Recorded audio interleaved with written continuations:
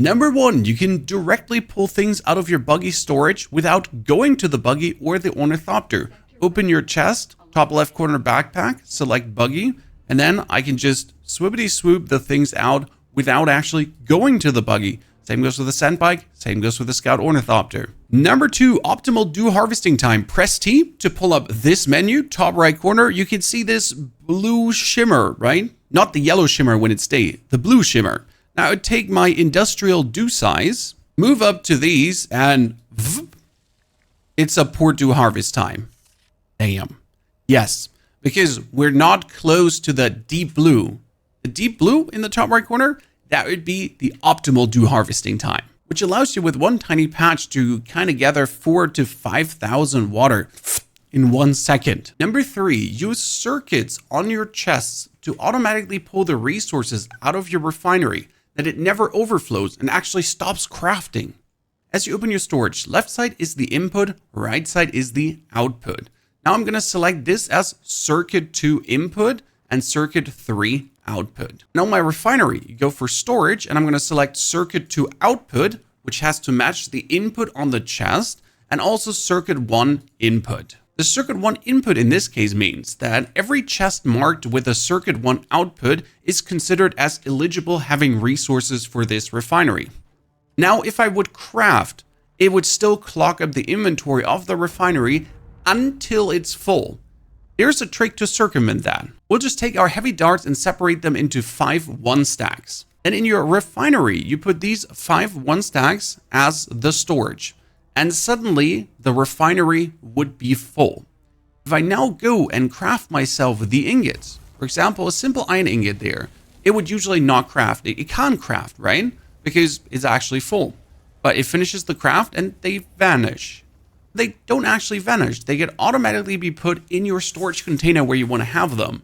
So you can create that one huge storage container. Then overnight, you're setting this to craft 500 aluminium ingots, and since one aluminium ingot takes 30 seconds to craft, it's quite some time, but he'll never stop crafting because he'll always output into the storage container until the storage container is full. And the same you should certainly do with your small chemical refinery. Set that circuit output to 2, circuit input to 1, put the heavy darts in, because with a medical refinery, you're often making these low-grade lubricants, cobalt paste, silicone blocks, and there's tons coming out actually. I can make, I can make 230 silicone blocks. I'm actually gonna make like 150 right away. Good. But you don't want them to get stuck in there. As a heads up, this sadly doesn't work with the Fremen Deathstill. The corpses have to be manually deposited into it to turn it then into the water. You can still make sure to have a chest full of corpses next to your Deathstill, so you don't always have to go back and forth.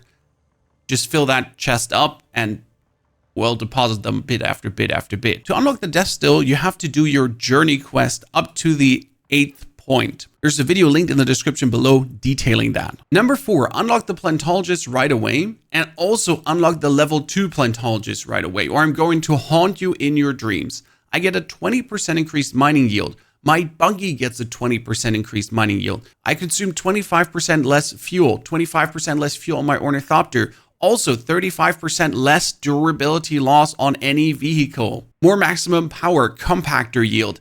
You get it. This is so important. The first Plantologist trainer you find in the Haga Bazlan South, here at the Imperial's testing station number 2 on the very tibbity-tobbity.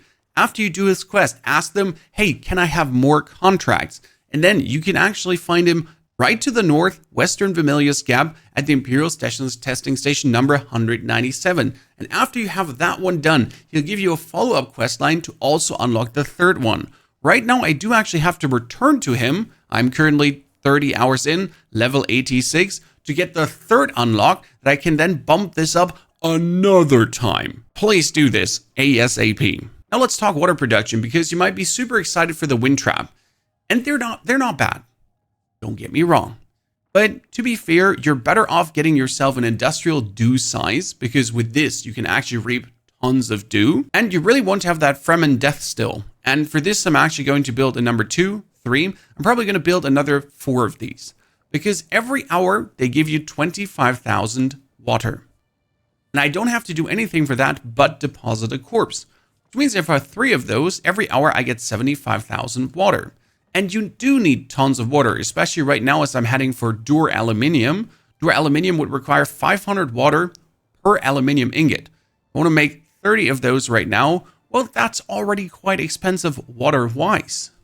And later, Plantonium ingots needs 1,250 water per ingot. The Fremen Deathstills provide you with a very nice passive water income that works while you sleep, and you even get an advanced Fremen Deathstill later on with Dure Aluminium ingots. This is actually the next thing I'm going to build. And the industrial dew size works optimally with tip 2 for the dew gathering time. So you can fill up those liter johns easily, deposit, rinse and repeat. Next one, should you get a buggy or just straight away jump to the Ornithopter? Answer is pretty simple. The Ornithopter has an inventory space of 500. That's great. The buggy though has an inventory space of 1,500. Which means if I go for one aluminium trip with the Ornithopter, I'll be fast. I'll fly over here, gather some, jump out, jump in, fly from node to node. Cool. But I'd have to do 3 times the same trip to get the same amount of resources that I get with one single time with the buggy. The Ornithopter is more being used to go down here into the radiation zone really quick, jump from node to node to get yourself the jasmium crystals. Or if I want to go into the Haga Rift, because getting to the Haga Rift with a buggy is kind of really effing annoying. But when it comes down to actually getting that aluminium, getting yourself basalted, that's where the buggy shines for a long while. And those research trips are amazing. Let's talk about armored weapons. A full Dure aluminium suit with one single quest. You'll drive to Misatero, left side of the map, make your way to the Crossroads trade post, and they'll give you a quest called The Colt. The Colt is right here, Misatero in itself. Here you go anyways for diamondine dust and the carbide scraps. And if you do the Colt quest, where you should at least have iron armor and a decent weapon. I have Ari's pistol. That's from the quest to get your Fremen Deathstill. Fremen Deathstill quest, linked in the description below.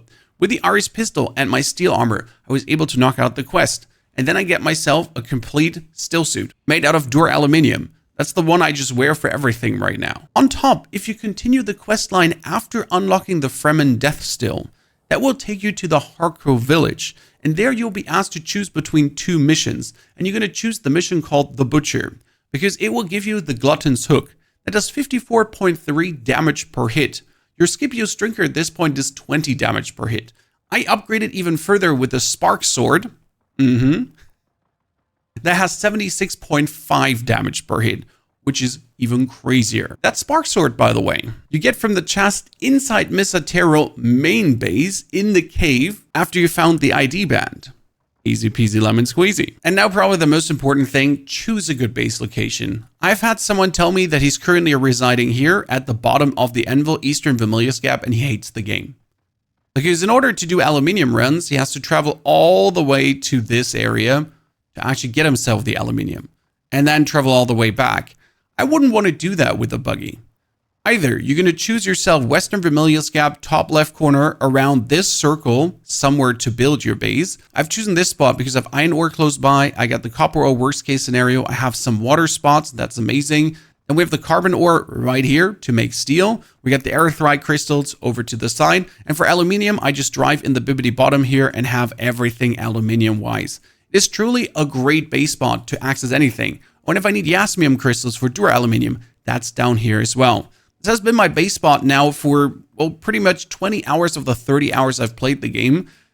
And I'm actually not planning to move my base. I thought about like moving it to the aluminium area, but honestly, with the buggy, with the Ornithopter, I'm so fast everywhere that this is truly a good place together with the complex machinery that we actually get here.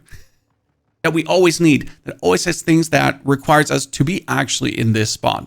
If you choose like something worse like here, the south of the eastern, you're going to hate yourself. Please, make sure that your second or third base is in a good position.